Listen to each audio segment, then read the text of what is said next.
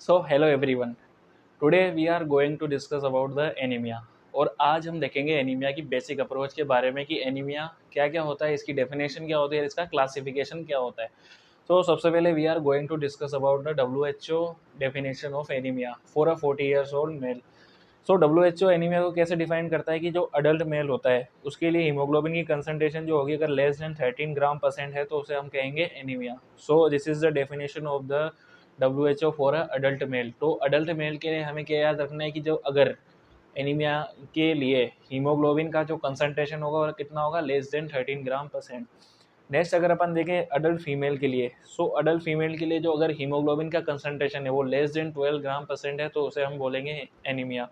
So haemoglobin concentration less than 12 gram percent for adult female is known as anaemia. और adult pregnant female है तो उसके लिए अगर हीमोग्लोबिन का concentration less than 11 gram percent है तो उसे हम क्या बोलेंगे, एनीमिया बोलेंगे. So haemoglobin concentration less than 11 gram percent, then it is known as the anaemia for adult pregnant female. इसके बाद अगर अपन देखें प्लूरीपोटेंट हिमेटोपोइटिक स्टेम सेल्स, तो प्लूरीपोटेंट हिमेटोपोइटिक स्टेम सेल्स जो होती है इसको हम दो पार्ट में डिवाइड करते हैं. एक तो होती है कॉमन माइलोइड प्रोजेनेटर और एक होती है common lymphoid progenitor. Common lymphoid progenitor जो होती है बेसिकली किसको डिराइव करती है, एक तो अपनी लिम्फोसाइट को, नेचुरल किलर सेल को. वही अगर अपन देखें कॉमन माइलोइड जो प्रोजेनेटर होती है वो कितनी टाइप की सेल को डिराइव करती है, एक तो आरबीसी हो गया, दूसरा अपना न्यूट्रोफिल, तीसरा अपना ईओसिनोफिल, चौथा अपना बेसोफिल और फिफ्थ हो गया अपनी मोनोसाइट. तो ये सारी चीज़ें जो होती है वो कॉमन माइलोइड प्रोजेनेटर से क्या होती है, ड्राइव होती है. Next we are going to discuss about the development of RBC. अगर अपन आरबीसी का डेवलपमेंट देखें तो आरबीसी किस टाइप से डेवलप होती है. सो आरबीसी के लिए जो कॉमन सेल थी जिससे उसका डेरिवेशन हो रहा था वो थी common myeloid progenitor cell. So common myeloid progenitor cell से क्या होगा, ब्लास्ट फॉर्मिंग यूनिट का फॉर्मेशन होगा. Then blast forming unit will convert into the colony forming unit. So first step जो होता है वो इरिथ्रोपोइटिन और आयरन इंडिपेंडेंट होता है, लेकिन सेकंड स्टेप जो होता है वो इरिथ्रोपोइटिन और डिपेंडेंट होता है लेकिन आयरन इंडिपेंडेंट होता है. इसके बाद कॉलोनी फॉर्मिंग यूनिट जो होती है उससे बनता है प्रो इरिथ्रोब्लास्ट जो कि इरिथ्रोपोइटिन और अपना आयरन डिपेंडेंट स्टेप है. प्रो इरिथ्रोब्लास्ट से क्या क्या बनेगा, फिर बेसोफिलिक नॉर्मोब्लास्ट, इसको अर्ली इरिथ्रोब्लास्ट भी कहते हैं अपन. इंटरमीडिएट जो इरिथ्रोब्लास्ट होती है उसको हम बोलते हैं पॉलीक्रोमेटिक नॉर्मोब्लास्ट, और जो ऑर्थोक्रोमेटिक नॉर्मोब्लास्ट होती है उसको हम बोलते हैं लेट इरिथ्रोब्लास्ट.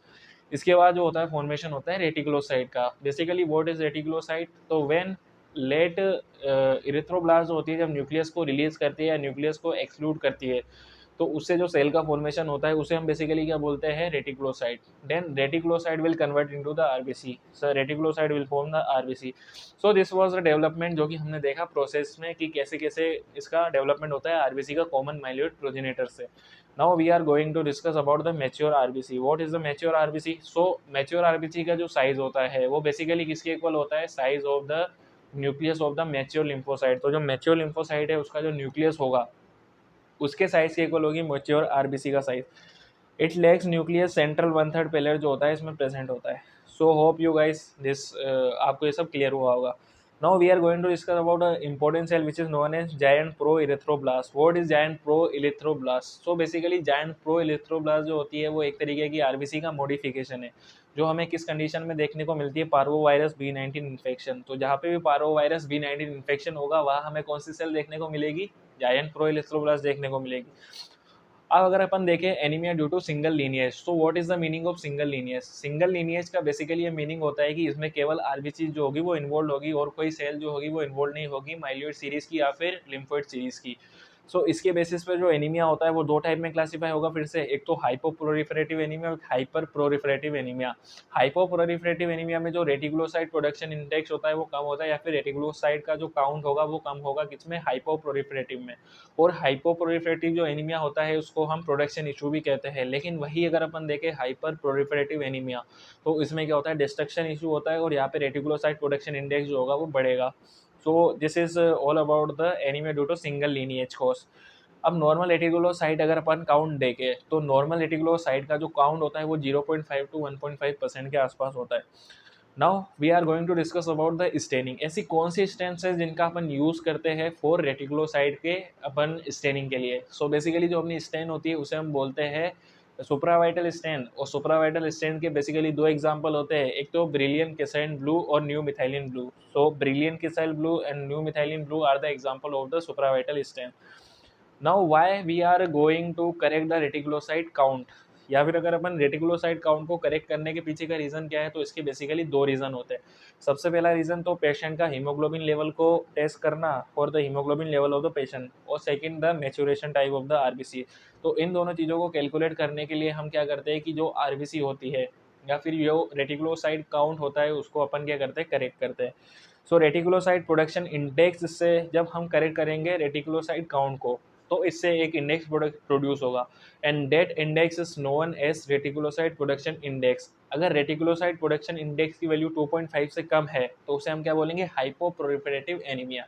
लेकिन अगर रेटिकुलोसाइट प्रोडक्शन इंडेक्स की वैल्यू मोर देन 2.5 है तो इससे हम बोलेंगे हाइपरप्रोलिफरेटिव anaemia.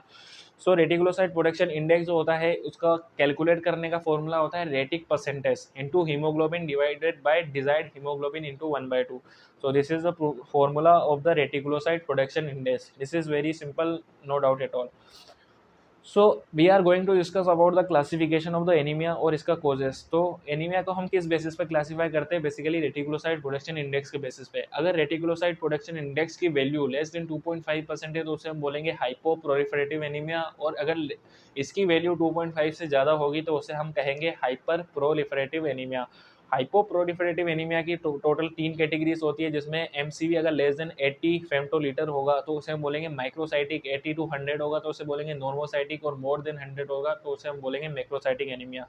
What are the example of microcytic anemia? That is iron deficiency anemia, sideroblastic anemia, thalassemia, lead poisoning, and anemia of chronic blood loss.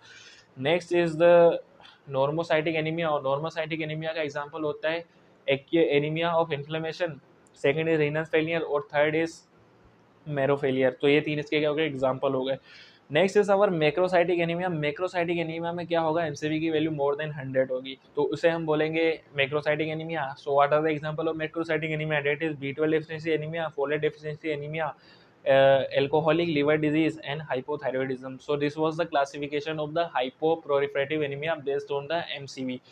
Now what is a hyperproliferative anaemia, जिसमें RPI की value कितनी है, 2.5 से ज़्यादा है। तो इसके example क्या हो जाएंगे, एक तो हीमोलाइसिस हो जाएगा, दूसरा acute blood loss. So this was all about the basic consideration of anaemia. In next class we are going to discuss about the hypoproliferative anaemia. So hope you will like this. Thank you so much guys.